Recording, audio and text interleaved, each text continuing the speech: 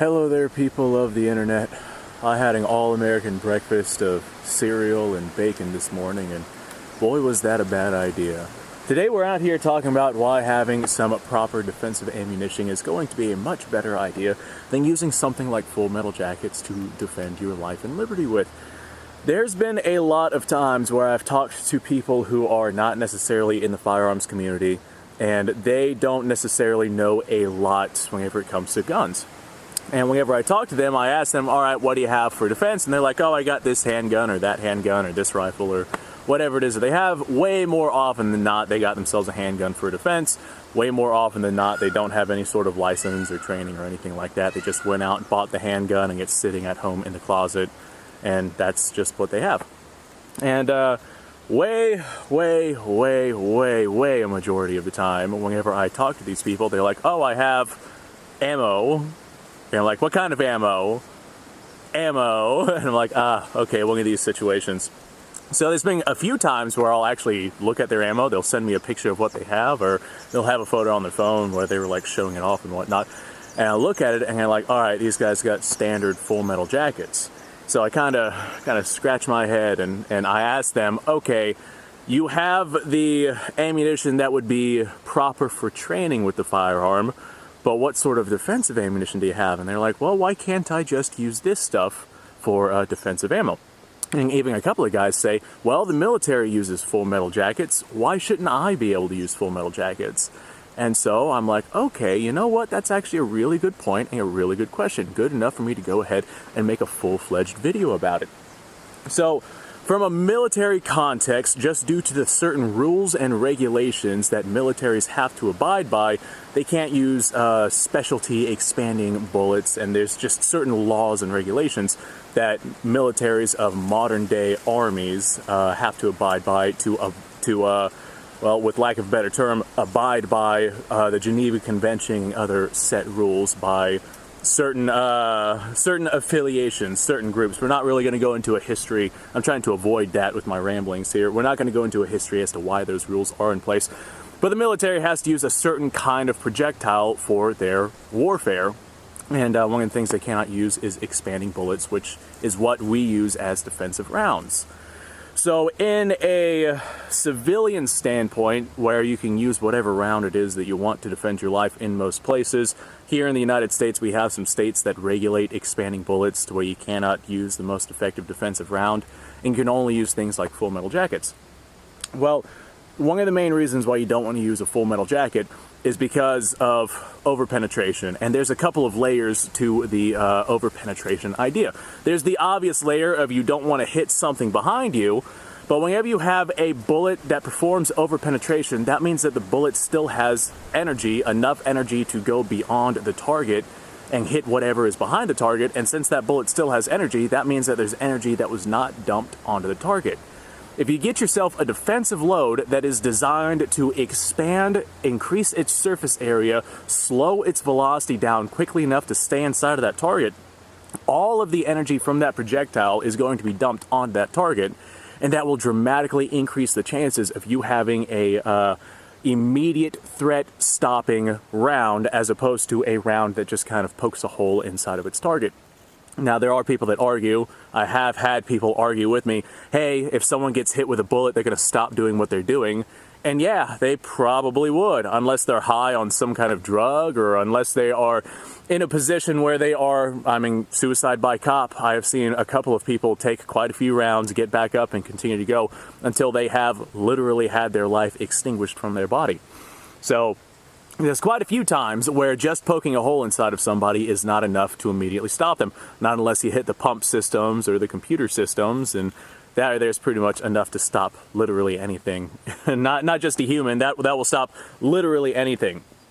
But if you have a projectile that dumps all of its energy onto its target as opposed to one that just passes through the target and pokes a hole on it, the amount of terminal capabilities of that projectile is going to be dramatically increased.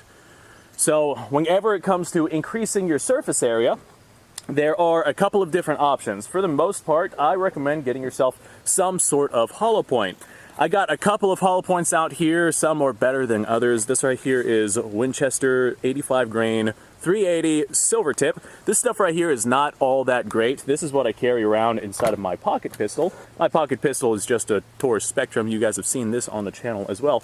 I know that this stuff runs very, very well inside of this Taurus. I have ran quite a few rounds of this stuff through this Taurus, and I run it accurately. I have made videos on me running this firearm with this ammunition out to about 40 yards and making regular hits on target. So since most defensive encounters are going to take place within 7 yards, this right here is something that I feel absolutely adequate with. The Winchester Silvertip is not an ideal round for defense because it does not consistently expand, especially out at farther distances where the bullet has time to decrease in velocity. And since it does not consistently expand, it cannot, well, if a bullet, even a hollow point, does not consistently expand, if it does not expand whenever it impacts its target, it will act more like a full metal jacket and pass through that target versus the hollow point opening up and increasing the surface area and slowing the projectile down and imparting the energy onto that target. If it doesn't do that, it will just go right through like a normal full metal jacket would. However, one of the main reasons why I use them inside of this handgun right here is, one, I've got quite a few of them. Two, this is not a primary. This is just something that I put into my swim shorts or my basketball shorts if I'm going to, I don't know, the gas station that's up the road because I need a 12-pack and some gasoline because I'm going to come mow the lawn and I don't feel like getting dressed and getting ready and getting set up. I'll just grab this. I have a little UTG holster, also not ideal. Literally just this right here, throw it in my pocket and I'll be on my way. There are better holster options and there's definitely better ammunition options, but the way I see it, a couple of center mass shots with some 380 no matter what it is, especially if it is a hollow point, even the silver tip Winchester rounds here, if I get a couple of center mass shots, I think these right here have somewhere around a 60% chance of expanding. If I get more than one shot center mass, then odds are I'll have at least one expanding round. Of course, it doesn't matter if they're full metal jackets. You poke enough holes inside of somebody who's, center mass, they're going to stop doing what they're doing. Of course, even with these right here not being the greatest of options, this right here is a stop-gap, get me to my actual options, which I have inside my vehicles at all times. There's no reason to not keep those inside of the vehicle, especially with the areas that I'm in. I have the hiccups, guys. I'm sorry about that. But with the area that I'm in, I feel full confident keeping certain things inside of certain vehicles, especially since they are locked up and hidden. So if something goes down, I know that I can use this not all that great option to get to my much, much better options to be able to stop threats. This right here is not a primary. People yell at me all the time. They're like, hey, get yourself something better. And I'm like, guys, this is secondary. It's fine. It is fine for a not a primary defensive system. Now that's an example of some defensive ammunition that is not necessarily ideal and a setup that is not necessarily ideal. Yes, it can work and it is dramatically better than what most people have, which is absolutely nothing, or a gun in a closet with a couple of rounds of full metal jackets that they don't even know how to use. So there are better options. I have for my 40 Smith & Wesson here, this right here is some Hornady Critical Defense, and this stuff is dramatically better. 40 Smith & Wesson Hornady Critical Defense, dramatically better than our Winchester Silvertip 380. If I was going to use a defensive handgun, this right here, if I were to rock a 40 Smith & Wesson, my defensive handgun, my actual defensive handgun is a 9mm. But if I were to have something like this right here, that would be a dramatically better option for defensive purposes because this stuff expands reliably, and 40 Smith & Wesson is a much more powerful round than 380. I do not know the actual velocities and measurements off the top of my head for these particular grain weights, but I'm sure that I could look that up and I will type that in somewhere. You guys will be able to see it on the screen. But the idea of a defensive ammo is to have that projectile either expand or increase its surface area so more energy is dumped onto the target. With this Hornady Critical Defense right here, if you see, we have ourselves a hollow point that is filled with polymer. The polymer is a topic for another video, in all honesty, because I can go pretty in depth on that one. But it's a hollow point that is designed to expand upon impact with its target, and the expansion increases surface area. The amount of energy stays the same, but with that increased surface area, the projectile is going to slow down quite a bit.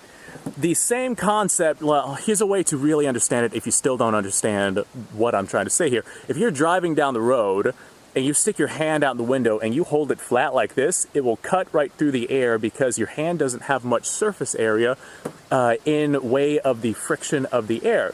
You open your hand like this, the wind catches your hand and pulls it, so your hand still has the same mass, you're still traveling at the same speed, but because of that increased surface area, the amount of energy that it takes for your hand to go forward through that wind is increased. If we have the same amount of energy on that bullet, and it takes more for that bullet to go forward because of that increased surface area, then that bullet is going to slow down dramatically faster, and as a result you have way more energy being put onto the target versus the bullet just kind of passing right through. There are some other options besides expanding bullets if for whatever reason you are against hollow points, or you're in an area that doesn't allow hollow points, or maybe you just don't have hollow points and you're in that kind of situation. If you get yourself some flat nose full metal jackets like this right here, this is also 40 Smith & Wesson. This is not something that I would want to rely on for defensive purposes. I would absolutely want actual defensive ammunition. But if you were to get yourself some flat-nosed full metal jackets or flat-nosed lead rounds, which actually would expand upon impacting the target, hollow point or not, this right here, since it does have a larger surface area than something that would be a round nose, will actually impart more energy onto that target than if you were to use round nose full metal jackets. Anytime that I am looking to, what am I trying to say here? Anytime I'm doing something fun on the YouTube channel and I'm looking to shoot something and like blow it up like a water jug or something, I will specifically choose either expanding rounds or flat nose projectiles, and if I don't have them, I'll make them with a grinder. And I will increase the surface area of that projectile so that projectile puts way more energy onto that target than it would in its full metal jacket form. So a full metal jacket would literally just pass right through the target, and a round that has more surface area would not. I'm sure somebody's going to point out with the military reason why they use full metal jackets. I should probably say this in this video, although it doesn't really have much to do with the video itself. One of the main reasons why militaries moved to the style of bullet that they did, they actually used to use round nose heavy bullets, is because these pointed bullets cut through air very, very well, and as a result, you get yourself some very long-range capabilities with this style of bullet. If you get yourself some round nose or some soft point rounds or some flat nose like this or something like that, then you have a much more difficult time cutting through air and making accurate shots at very long ranges. There are some polymer-tipped expanding rounds where you get the benefits of having a round that expands, but you get the benefits of having a full metal jacket style bullet, a pointed style bullet that can cut through air properly. Of course, the military, because of certain rules and regulations, cannot use expanding ammunition, so that's why they just kind of continue to stick with what it is that they stick with, and they continue to use the pointed bullets instead of something like a round-nosed bullet. So hopefully you guys learned something on this video. If you didn't know a lot about firearms, if you watch this channel, odds are you do know quite a bit about firearms because you're probably a gun guy and look up gun stuff, and I know that's what I do. So hopefully this helped you guys out some. I do have some 45 ACP 230 grain jacketed hollow points. The larger diameter of your bullet, the more surface area that the bullet already has whenever it hits its target, the more likely it is to expand because there's more surface area for that material to be able to grab onto external material and push out that material that is the bullet. So as it hits that thing, whatever thing it is that you're looking to hit, as it hits that thing, the bullet is larger, more material to grab, and a larger hole for more material to fill to expand. Anyway, folks, appreciate your time. Like, subscribe, share. Description below, link to all sorts of stuff. Go check it out. You guys go off, have yourself a fantastic day. I'll see you all in the next episode.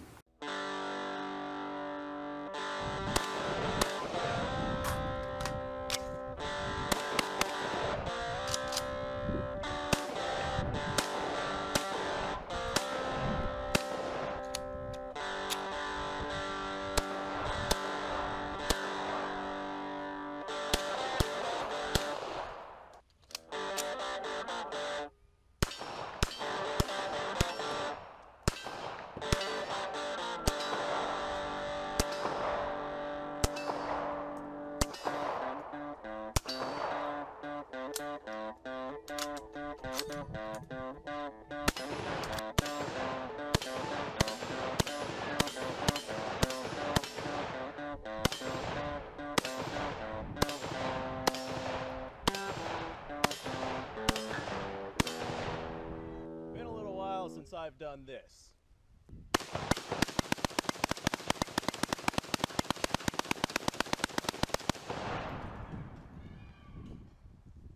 Bonnie and Clyde be damned.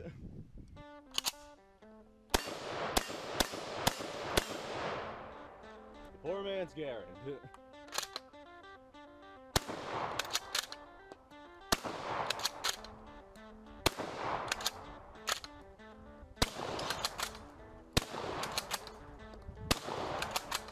It's a shame that bolt-action shotguns aren't more mainstream.